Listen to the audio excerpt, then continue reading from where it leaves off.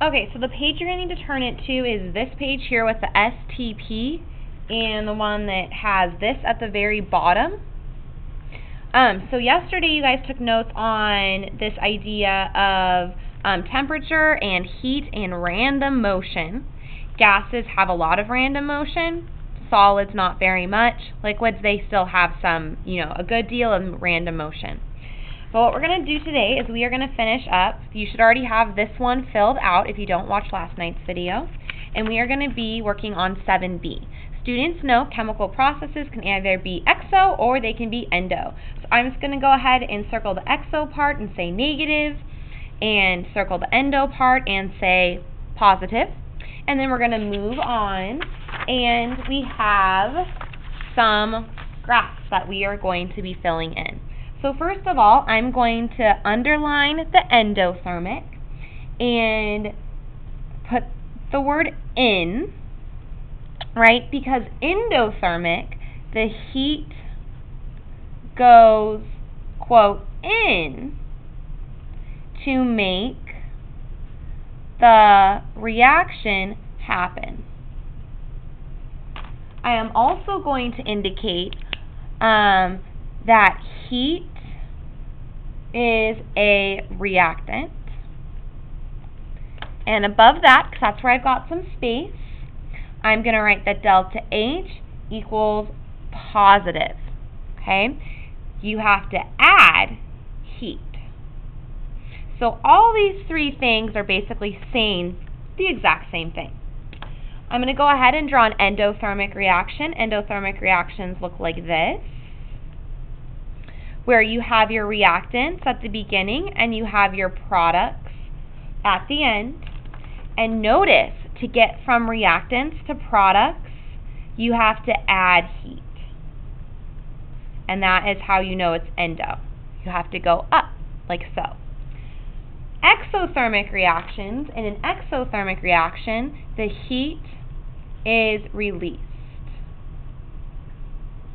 And we could also say that heat is a product.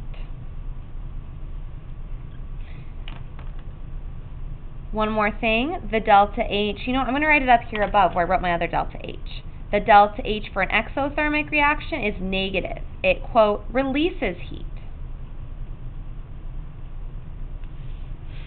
And I know my Java update's available. Some of you get very irritated that I haven't updated it yet. I promise you I'm going to update it today. Promise.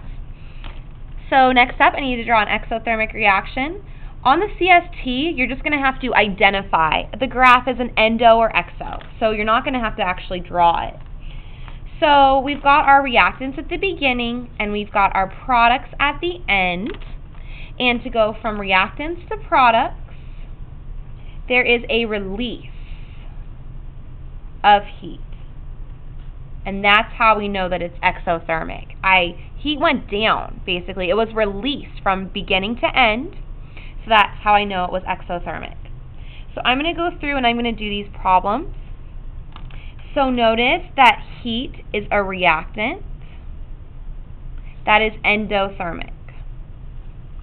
Notice on the next one, heat right here, heat's a product. It's on the right-hand side. That is exothermic. On the next one, notice delta H is negative 26 joules. It's negative, so that is exothermic. Notice for this equation, it says heat is, notice it's positive. That is an endothermic reaction. Going over here to this guy, notice the heat is on the product side. Heat's a product. That means that this is an exothermic reaction. Heat's being released. It's producing the heat. On this one here, heat is on the reactant side. When heat is on the reactant side, that means you have to add it in to make the reaction happen. That is how I know it's endothermic. For this guy here, notice delta H is a positive number. That's how I know that it is endothermic. It's going in. I'm adding it. And the last one, notice delta H is negative. So that is how I know it's exothermic. Now, I'm going quickly with these because you should know this by now. These are just review at this point from what we just learned, this past week. Next up, 7C, students know energy is released when a material condenses or freezes and is absorbed when a material evaporates or melts. So this is where we go solid, liquid, gas. And let's go ahead and do some labeling. When I go from a solid to a liquid, that is called fusion. And it's going to the right. When you take ice and you want it to go to a liquid, you have to add heat. So I'm going to say endo and then add heat. When you go from a liquid to a gas, that is called vaporization.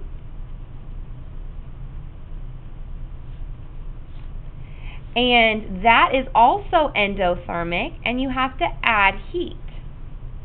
Right? If you want to take liquid water and boil it, it's not just going, you can't just put the water or my iced coffee, I can't just yell at it and say, boil, boil, boil. No, it's not going to work. You have to add heat to make it boil. Can you guys tell I've had a lot of coffee this morning? I'm kind of wired, not going to lie. Going backwards, gas to a liquid, that is called condensation. And that's going from a gas to a liquid, so I'm including my arrows. Now, vaporization is positive. You have to add heat.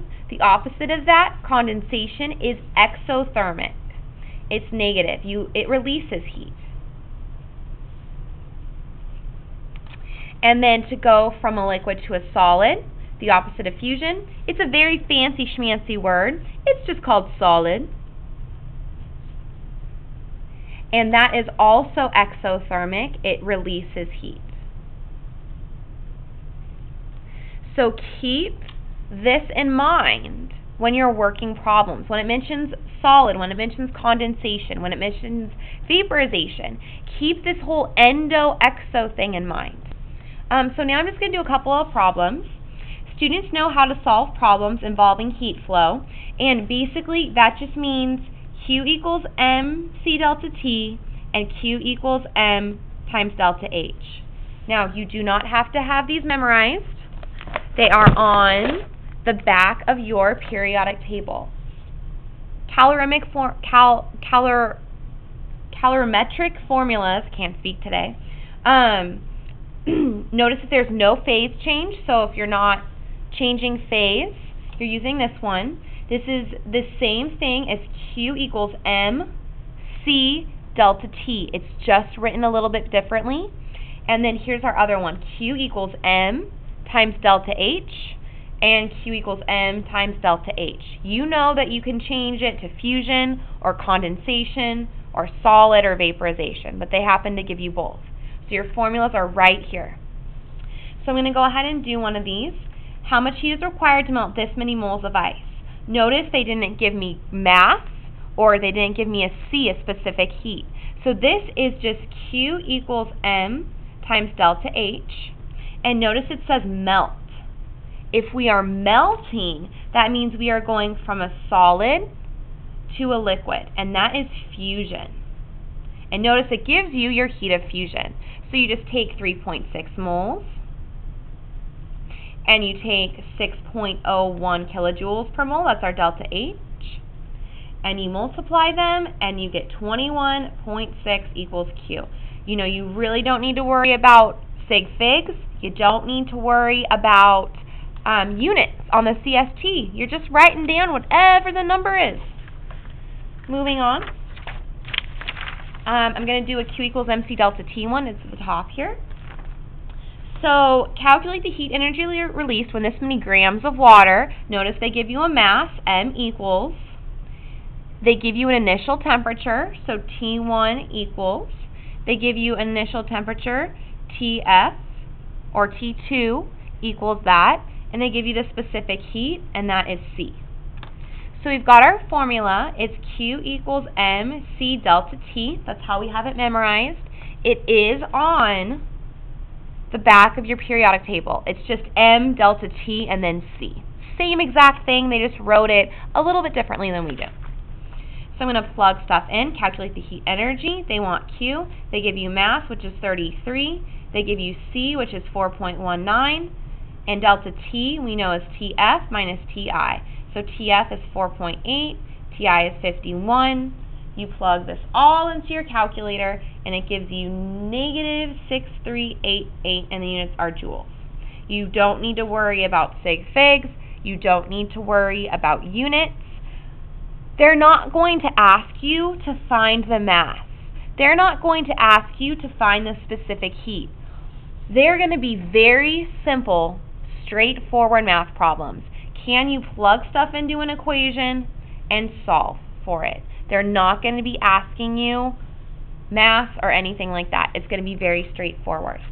Okay, now we're actually going to skip ahead a little bit, and we are going to skip ahead to acids and bases. So you are going to flip ahead, and you're going to look for this acids and bases one. So go ahead and try and find that. If you can't find it, pause it, because I am going to move on. Right now, I'm just flipping through some stuff. So students know the observable properties of acids and bases, and we're going to write some of those.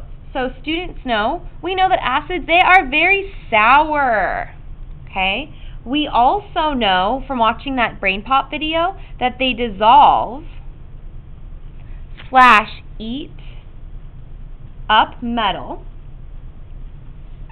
And we can also write down that they have H+. Acids always have H in front of them.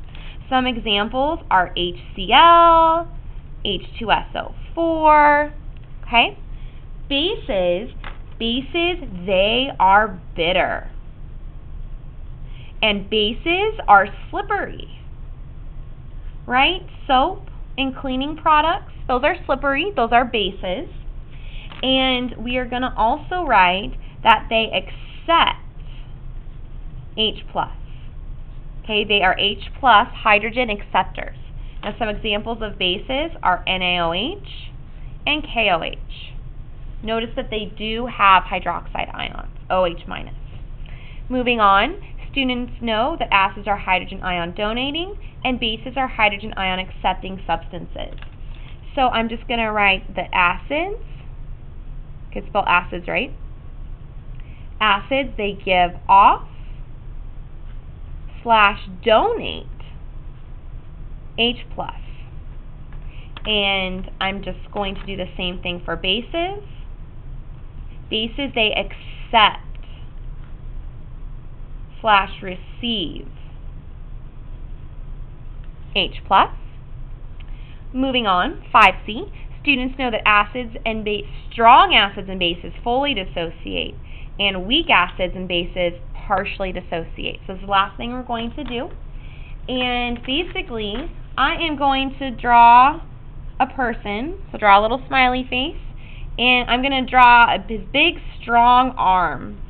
Big, strong arm. Should be bigger. Strong acids and bases, they're strong. They're strong enough to, bam, break up. So strong acids and bases, I'm going to write that they are strong enough to break up